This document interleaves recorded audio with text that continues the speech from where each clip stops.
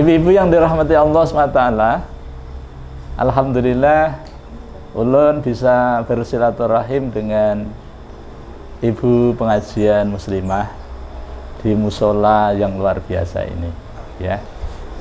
Kita akan mengkaji sebuah kajian yang sumbernya dari Al-Quran. Monggo silahkan. Oke, silahkan. Sini Bu, ini masih longgar. Ibu-ibu yang dirahmati Allah SWT, saya sudah mempersiapkan 3 ayat, tapi saya ubah karena situasinya kan berbeda. Saya kira saya hadir hanya 5 atau 6 orang, ternyata ini lebih. Jadi saya alihkan saja ke ayat yang lain. Ibu kenal siapa Muhammad?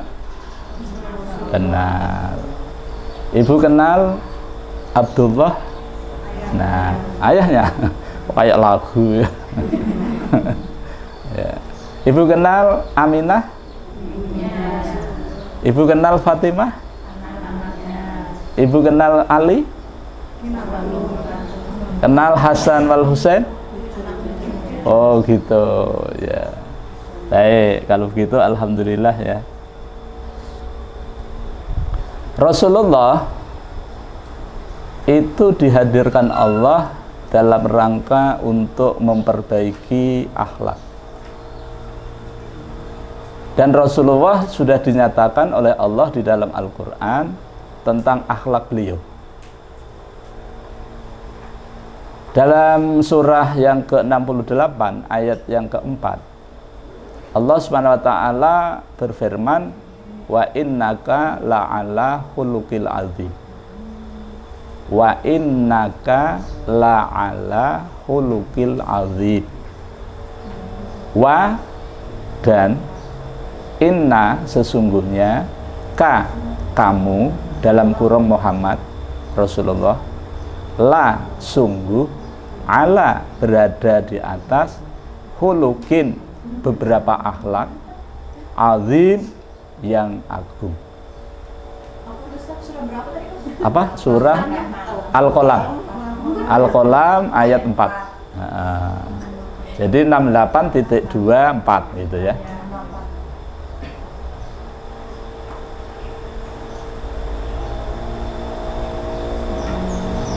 Yang melatar belakangi ayat ini karena Rasulullah ketika menyampaikan dakwah kepada orang-orang kafir, orang-orang musyrik dan manusia di sekitar Mekah, sedikit sekali yang menerima.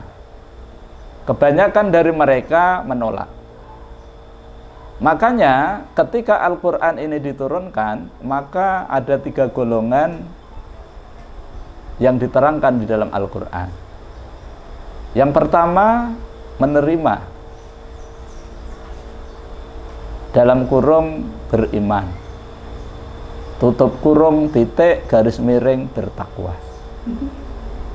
Kok kayak kuliah ya? Bagus tuh. Kalau begitu anu aja dibikin perkuliahan. Mata kuliahnya Ma'rifatul Quran. Ma'rifatul Quran, mengenal Al-Quran. Jurusannya Mardhatillah. Jurusannya Mardhatillah ya, Bu. Nah.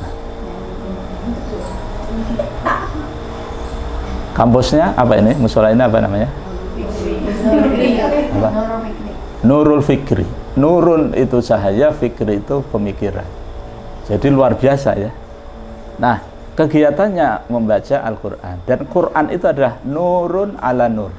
Jadi luar biasa. Ini bukan kebetulan, tapi sudah diatur oleh Allah SWT. Dan saya itu belum pernah bermimpi mau berhadapan dengan manusia hebat. Manusia hebat itu ternyata wanita. Ya, manusia hebat itu ternyata wanita, bukan laki-laki ternyata. Ya.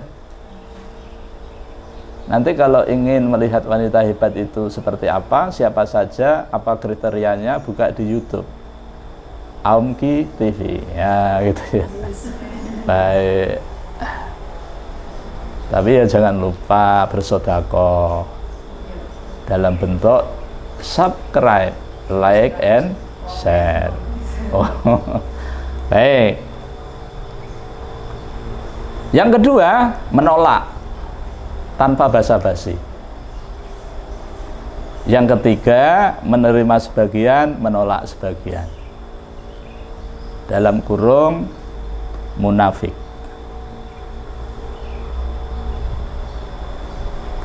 Jadi ibu sudah tahu bahwa ketika Al-Quran diturunkan ada 3 golongan. Yang pertama menerima disebut iman, kemudian diwujudkan dalam bentuk amal soleh disebut takwa.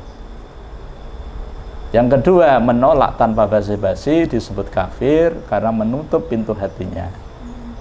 Yang ketiga menerima sebagian dan menolak sebagian,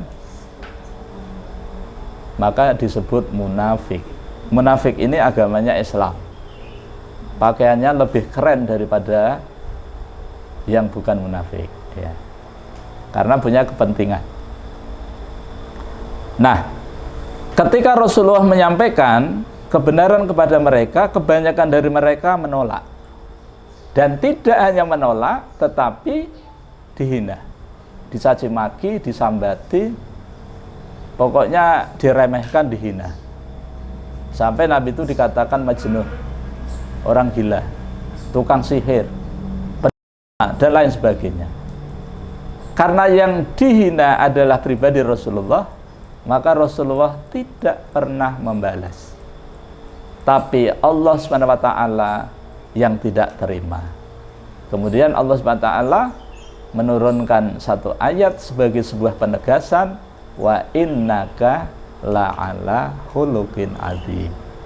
Dan sungguh engkau Muhammad benar-benar berada di atas akhlak yang agung. Rasulullah tidak pernah minta diakui. Rasulullah tidak pernah koar-koar, aku adalah orang yang jujur, aku adalah orang yang hebat, aku adalah orang yang dipercaya. Tidak. Tapi Allah sendiri yang mengkampanyekan bahwa Rasulullah adalah pemilik akhlak yang agung. Jadi wajar kalau kita itu bangga punya pemimpin seperti beliau. Dari sisi kejujurannya tidak kita ragukan lagi. Dari sisi ketangguhannya luar biasa. Dari sisi kesungguhannya Masya Allah. Dari sisi kesetiaannya tidak diragukan lagi. Pokoknya tiada celah, tiada kurang pada diri Rasulullah. Maka Allah menyatakan di dalam surah 33, surah Al-Ahzab ayat 21, Allah menyatakan, laqad kana fi Rasulillahi uswatun hasanah liman kana yarjullaha wal yaumil akhir wa dzakarallaha katsira. Ini untuk kita. Kalau tadi untuk orang-orang yang menghina. Jadi kalau kita ingin mencari teladan, contoh, model, Allah ngasih tahu. Allah menggunakan taukid, laqad, la sungguh, qad sungguh, laqad sungguh. Allah menyatakan sungguh pada diri Rasulullah itu, Allah saja tidak pernah memanggil Muhammad. Allah memanggilnya dengan kalimat Rasulullah. Sungguh pada diri Rasulullah itu terdapat suri tauladan. Suri tauladan tapi yang baik. Ada suri tauladan yang tidak baik. Ya. Ini uswatun hasanah. Bagi siapa? Liman kana, li bagi man siapa yang kana adalah dia yarju akan kembali, akan bertemu Allah ya Allah. Ini hanya bagi orang yang ingin kembali kepada Allah. Pertanyaannya, adakah di antara ibu-ibu muslimah ini yang tidak ingin bertemu Allah? Ada? Pasti ingin bertemu. Dan apakah ketika kita bertemu dengan Allah kemudian kita diperlakukan dengan senyum gitu ya, dengan ramah, santun, terus disambut, kemudian dipersilahkan, gitu ya. Harapan kita seperti itu bukan? Atau sebaliknya, di hadapan Allah, Allah berpaling ketika melihat kita dengan wajah yang muram, penuh dengan kemurkaan. Tentu bukan itu kan? Nah, untuk mendapatkan suasana yang tidak seperti itu, maka Allah menyatakan di dalam surah Al-Baqarah ayat 2, Dzalikal kitabu la raiba fihi hudal lil muttaqin. Kalau kita ingin ketika menghadap Allah itu mendapatkan sambutan yang luar biasa, maka jadikanlah Alkitab, yaitu Al-Quran, sebagai petunjuk. Nah, kalau nanti ibu-ibu sudah menjadikan Al-Quran sebagai petunjuk, maka insya Allah menghadap Allah dalam keadaan biqalbin salim.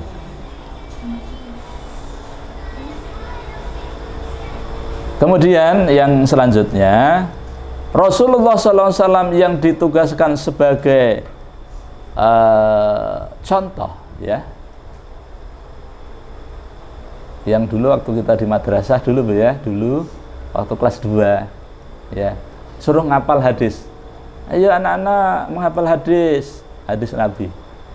Innama bu'itsu liutammima makarimal akhlaq.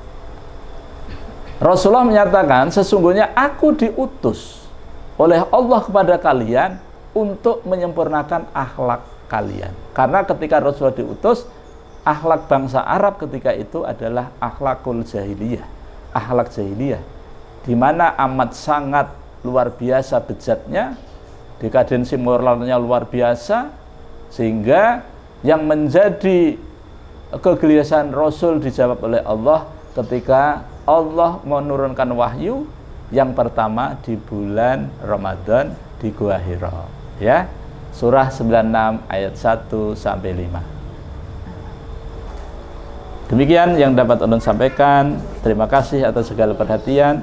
Mohon maaf atas segala kekurangan. Wabillahi taufik wal hidayah. Wassalamualaikum warahmatullahi wabarakatuh.